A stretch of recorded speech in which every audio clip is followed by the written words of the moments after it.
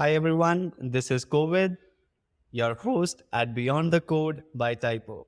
I'm back with another episode and a special guest who is a curious soul, passionate about reading and writing, has 23 plus years of engineering and leadership experience, currently working as a director of engineering at Treatment Platform Group.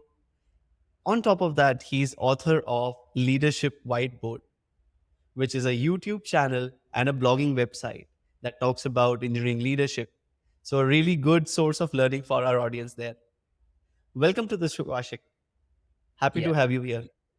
thank you. Thank you. I am humbled and honored to be with you here, Kobe. Thank you. Thank you so much. So, Ashik, we'll start with a quick fireside chat where I'll be asking you 2 to 3 questions, which would be more around your uh, personal life. And from there, Sure. I think our audience and I would love to know more about you. Definitely. Are you ready? Yeah, sure. Perfect. All right, there you go. We'll start with some sports, okay? So, which is your favorite indoor outdoor sport that you really love to play? Yeah. So my indoor sport is actually chess. Me and my son, we have been playing competitive chess. But outdoor sport, I'm a little bit lazy person. I'm more of an audience rather than actually player. I like soccer a Okay. lot. Yeah. So, you watch soccer a lot, is Yeah, it? I watch soccer a lot. Yeah. Perfect, perfect. That's nice. Okay, moving on to the next one. What do you think, as a leader, as a manager, is the best way to learn for people? Or if I should ask, how do you learn your leadership style? So when you were a manager, how did you come up with those thoughts that this is how you should manage your teams? Yeah. So definitely learning management and leadership, the first thing will come is the hands-on experience. Perfect. As you work, as you get into situations, there is no alternate of getting through situations to learn how you manage team, will may making mistakes and so on. But it has to be there. Hands-on experience, I should say, is the number one thing. I think the number two thing is actually reading. You can read a lot. There are a lot of literatures, articles, or even just watching videos. Like I started a channel as I was talking about, where I Yeah. talk about these theories. Another thing I think, along with hands-on experience and reading, is actually collecting feedback from your team members. So these That's three, very if you nice. can properly utilize together, I think will be the right way to move forward to learning leadership and management. That's nice. So I think it's hands-on experience, learning, Reading, reading, and then taking feedback from your feedback. peers. I think that's really amazing. Yeah. I hope this has really helped you in general to improve in your lives. And I really appreciate this thought. Yeah. Usually people are not very comfortable with the feedback kind of thing when they themselves are managers, feedback coming in from the team. They usually don't take it the right way. But I think this is a good message where even if you're a manager or a leader, taking feedback from the people whom you're working with, your team, your devs, I think could actually make you learn things. Because when you operate, that's what I have also felt. Like we think that we are doing it right, and almost everyone does the same way. But when Yeah. feedback comes in, there is a reality check for sure. Like you don't watch yourself very well. Other people watch you well. So if you can know from others, then you know where to adjust your style. Absolutely, absolutely. Great. All right. So, what's your mantra for success? Uh, yeah. So one thing I follow a lot is that I stay hungry for knowledge and remain humble All in right. success. So stay hungry for knowledge and remain humble in success. I actually have been trying, and this is my mantra all throughout my life. I don't know if you can ever perfect the art or not, but if you are not hungry, if you are not curious, you will not grow. After a certain point, you'll get satisfied. You will not grow any further. So you have to be hungry. On the other hand, once you start getting some results, if you don't show humility, you are going to slip from there. So you'll be Yeah, going step absolutely. by step. That's You my you have to feel it. You have to feel it from within. Actually, yeah. like gratitude, being grateful, and being thankful makes you humble. I think it's a very good point. I think Steve Jobs have already been saying this. And curiosity, I still feel that comes very naturally to people, and they develop also over a period of time. Humbleness is something I feel is not a natural trait for people. Like we want Yeah. to be alphas, like we want to be like there, right? So I think yes, you're right there. It's an art of like learning this and ever growing, because you're killing your primitive feelings and subconscious there, and then coming up with a new thought process. So it's really nice. But I think that what really helps is, like, in general, if you feel that you're really grateful and thankful to people, family, friends, your peers around you, I think that really, really makes you humble. So when you achieve something, the first thought that comes to you is that, okay, I did something there, but this would not have been possible if everyone was not involved. So I Yeah. think great. I think I really appreciate that thought. Very well Perfect. said. Yeah. Thank you. All right. So that was cool. It was great knowing you there. Now, I think what our audience eagerly waits for is the learning from engineering leaders like you, who have seen success, failures, and past so many years of hands-on experience. So in this section, we'll talk about more from your experiences. I am also a curious soul, so I'll have some questions there. So can we get started there? Yeah, definitely. Please go ahead. Okay. All right. So this is a very common question, but I think a lot of people find it difficult to make that move in life, which is moving from an IC role or from an like a developer role or a, let's say, senior software engineering role into engineering management. That's the first step towards leadership. So when do you think people should move there, and what should be the thought process behind it?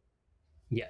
This is a very good question, actually. Like, I have moved many engineers, individual contributors to engineering management in my last few jobs as part of I'm in a manager of manager roles. I had to go through this a lot. So I would say the first thing that should come into anyone's mind, like if you want to move someone from IC to manager or someone wants to go from IC to management role, is why? What's the motive? Why do you want to become a manager? So there are many different reasons, but financial reason should not be the reason why you should be moving into management. Some good typical reasons that can be very reasonable is if you want to desire or amplify your impact on project or organization. If you feel very good or happy when you see someone else being successful rather than the product being consumed by a customer. And then if you see that you are pretty good at strategic thinking, or maybe you have a tendency to drive organizational changes, these kind of tendencies, when you see in yourself or if I see as a manager in someone else, these are good reason why you think this person you want to give them a try to get into management. On the other hand, there is a when. So why is the first thing you have to answer. The second thing is you have to make sure that the individual contributor whom you are thinking to move into a leadership position, management position, are they willing to actually do it? Is there mentorship opportunities? Like if they get into this new role, they will need help. If you are the direct manager, you have to continue to coach them. Are they ready, receptive of that? Do you have the capacity or bandwidth to do it? If not, then you should wait until you have that bandwidth. Or if you want to wait until they gain a certain technical expertise or experience, after which you want to move into management. So you have to think and take a balance between that why you want to move, which is to serve others, and when you want to move, is that person ready to take the challenge now? These two things, I would say. I think that's very well said. And that, I think, clarifies a lot of people's doubt when they are stepping into that management role. That until and unless it is coming from within as a natural motivation, like one of my friends who is right now a senior engineering manager, he told me that he wanted to move into this direction because he thought that he wants the visibility of the impact that he's creating. Like he wants to see end to end what's going on. So I think what you are saying is also in line with that. There was a natural curiosity and motivation to see that impact, create that impact, and that's a perfect why you should actually step into that role. In fact, there is a book by a management guru called Patrick Lencioni. The name of the book is Demotive. And through a Motive. Okay. business fable, he explained why someone should consider moving into management or leadership role. There, he shows that you can move because of reward centric reasons, like financial benefit and so on, or responsibility centric reason, like you want to serve, you want to make impact and so on. Yeah. Yeah. Perfect. Yeah, I think that would be a good read to really understand the depth of this belief. I think that's cool. Perfect. Let's move on to the next question, Ashik. So, again, as a leader, it becomes important. And even as a manager, it becomes important to enable the team. So, when you're a leader, you have to enable probably the engineering managers. And then, if you're a manager, you need to enable the ICs skill up, right? What do you do to actually enable these people, like from a different perspective, from an engineering leader perspective, and from, let's say, a manager perspective? What all you should be doing, or what all you have done in the past to enable people who are working with you? Yeah, that's a very good question. Thank you, Kavit. So there are a couple of ways we can think of it. Is one, enabling a team. So you are a leader, you are an engineering manager, you're responsible for the team. How you empower the team. Another is developing a particular person within that team who reports to you. So maybe you want to grow them as a technical leader, you want to grow them into management position. So when it comes to enabling the team, the way I consider it that management is at three level. Either you are a line level manager, let's say engineering manager or tech lead or senior engineering manager, or you are a mid level management like director or senior director. You are in a manager of manager roles, or you are an executive. So for frontline managers, I think what's very important is to see the team that you are managing. What's their maturity stage? What's their experience? What kind of people are there? The structure or composition. You want to enable them based on their experience as much as they can take. And because you are a frontline manager, definitely you have to be involved in the day-to-day process. On the other hand, when you are trying to enable or empower an individual, you'll have to figure out what they are. You have to identify the potential of that person. You have to have open conversations. You have to provide mentorship to that person. You have to offer training. There are so many trainings or materials you can do personally as well as they can get it online from resources and so on. You have to try out that person by rotating roles. So let's say there is an engineer who is writing a code, but you see they are also very good mentor. They write well, they communicate well. Maybe you move them into a tech lead role where they manage the team or share the responsibility of running a project with you or with the manager 50-50. So they get a playing ground and you can test them how, where are their strengths and weaknesses. So this is how you'll have to see, and then you have to clarify, okay, you have been doing good in these areas, there are certain other areas I want you to focus on, particularly soft skills. That's how we'll have to try out an individual to grow them in leadership roles. I think that's actually really nice. And the last part was very good. I think the best way to test someone is like put them on the field. Be there to support them. But I think that's a very nice way on day to day in your team. If you identify those gems in your team, I should say, then yes, giving them a playground and then seeing how do they do, how you can help them improve. Perfect, Ashik. I think that was really nice advice. Thank you. Moving on to the next bit, I'm really impressed with the thoughts that you're sharing here. You must have seen a lot of people who were leading you in your career, right? What were those best leadership styles? What did you learn? How did you implement them? Just talk about those experiences. Yeah, yeah. This is an interesting question. The leadership style.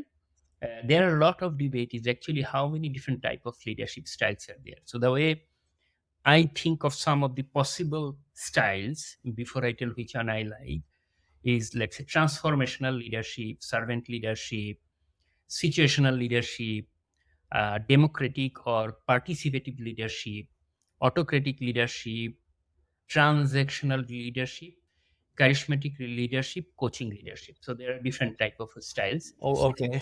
This My was something yeah. very new. Yeah, so Yeah. depending on like which book you pick up or which person in leadership guru you are talking to, you'll see these words are coming out mostly. But one thing you will see very common for particularly two, you will see very common. One is the servant leadership and another is situational leadership. So my favorite leadership style is servant leadership. Actually, so much so that some management consultants think that this is the only type of valid leadership, which is servant leadership. So maybe that's a little bit too much extreme, but servant leadership focuses on the person, the team, the people who we want to develop. If you follow this style, what you do is you'll identify the right people in the team and put them in the right place. For example, maybe a person is a good engineer, but you have put them as a product manager. So they are in the right team, but in the wrong role. A servant leader will figure out not only the right person for the team, but they'll find the right seat or the role for that team. So my style, I believe, is that why it goes very well with why you should be a manager or leader in the first place is to actually serve others, to grow others, and servant leadership Yes. style goes very well with me. Perfect. And what about the participant leadership? Can you just throw Yeah, some light there? yeah. So participative leadership is another name is democratic leadership, where the leader actually tries to lead the team based on consensus. So they say, okay, Okay. what's the majority saying, and so on. Versus in a servant leadership or in a situational leadership, often the leader will actually make the choices. They will still take the input, but they are not going to run the team by consensus, not by majority. Participative Got or it. democratic leadership, leaders actually go by majority most of the time instead of they making the decision often. Makes sense. Makes sense.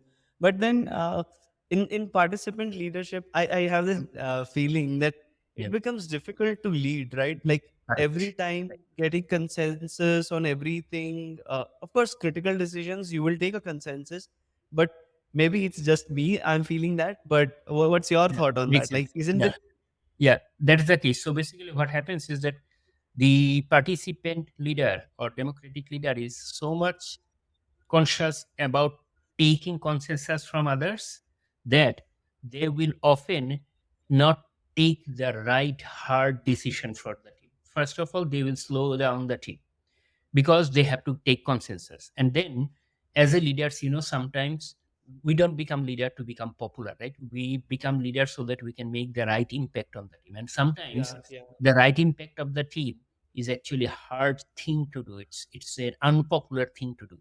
When you run the team by consensus, you are not going to get those unpopular decisions from the team, right? So you'll often not be taking the right steps for the team. So that's why this is not one of the leadership style that goes Got well it. with me. In certain type of team, in certain type of industry, this may work out.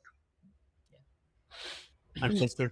Okay. Yeah. So I think it's more like these leadership styles are in general suitable for different scenarios, different Different kind of scenario. teams. Right. Got it. Got it. Got it. Right. I think this is an interesting topic. I think we can have a podcast dedicated to this Ah, itself. yeah, definitely. It's enlightening actually because we got to know that okay, these things exist. It was Yes. something that you don't know what you don't know kind of a thing for me. Yeah. Perfect. Let's move on to the last question of this discussion. So when you're leading teams, you have your leadership style in place. You have a clear thought process, whom to enable, and then how to enable. But when teams are operating at this scale, how do you make sure that overall team performance or overall team well-being is in place? How do you define that success for your engineering team? Yeah. So this is a tricky one because it actually involves a lot of things as a leader you will have to do. So maybe I can touch base on some of the items. Sure. Like the first thing is that you have to set clear objectives and expectations for the team. Like this team is part of a larger organization. The organization has a mission, vision, value, strategy, or objectives, and then there are deliverables. And usually the deliverables are divided in quarter or yearly outcome and so on. So you have to make sure that the team members know why they are working in the team, what's the objective and what's the expectation out of them.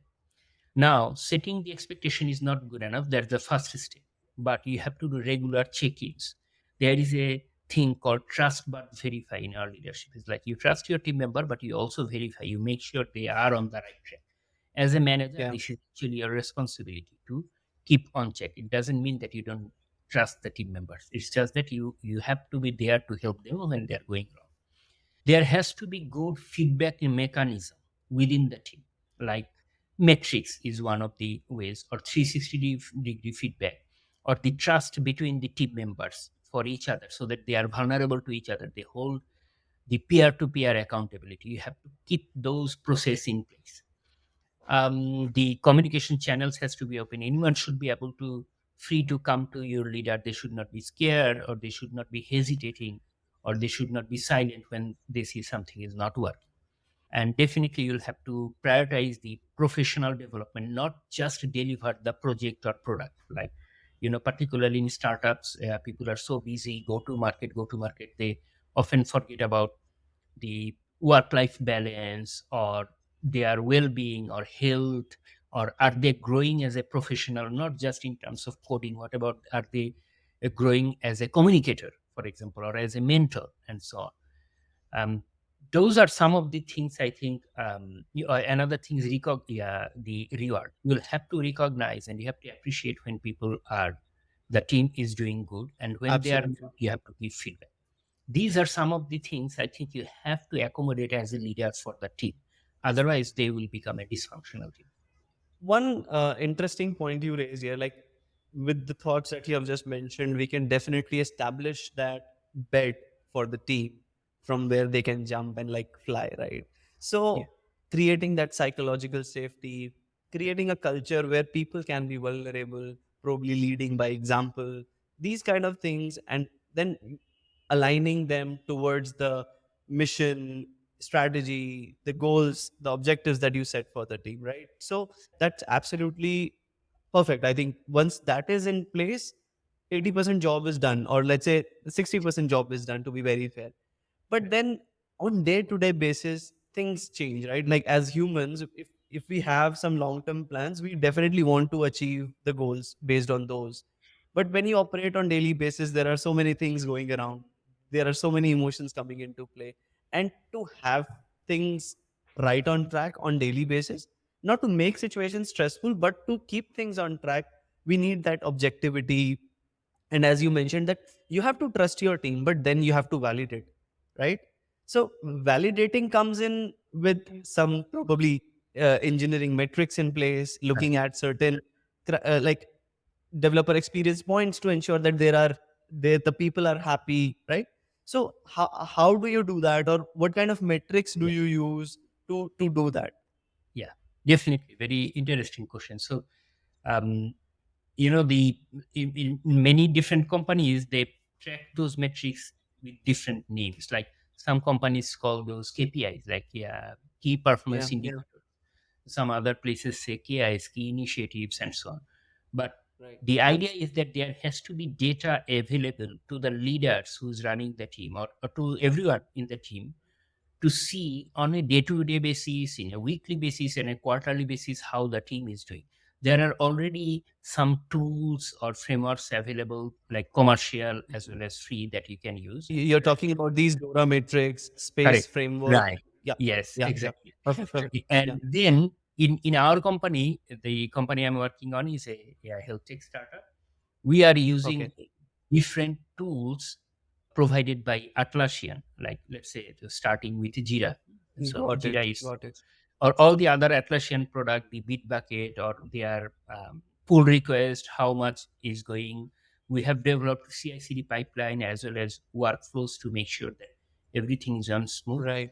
But this is pretty basic level. I think you can actually use framework or tools like Dora kind of tools on top of Yeah. it, that makes the life of an engineering manager or leader very easy if you want to track it at a day-to-day. How critical do you feel it is for a team to operate with these frameworks or tools in place? How critical do you think it is? Right.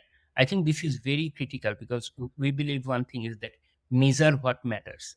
If you don't measure Yeah. something, you are not going to make improvement on that area. So we must measure, and these tools are there so that you are able to measure and verify and decide the next step you can plan. Without this, you'll be kind of running blind, or you'll be Absolutely. running the That's what team based on gaze or gut feeling and so on. So that will not work. perfect. I think that's really, I would say, a hands-on experience advice that I'm listening here. Yeah. So Thank you. great. I think that brings us to the end of this show. If there is any parting advice for our audience, please feel free. Yeah, definitely. Yeah, the one thing is actually study, mix with people, network with people. It can be virtual, it can be face to face, but the more you talk to people, particularly your peers, your fellow industry peers, the more you will see there are so much to learn. There are so many areas where you can focus yourself. So I would say network, study. Thank you, Ashik. Thank you so much for such insightful hands-on advices that you have shared with us. We would love to have you on the show again. I would Yeah. definitely want to learn about those leadership styles and spend some more time on that. Yeah. Yeah. Thank you so much. I'm so happy to be in your this podcast. Thank you, COVID, for inviting me, and definitely we'll stay in touch. Yeah.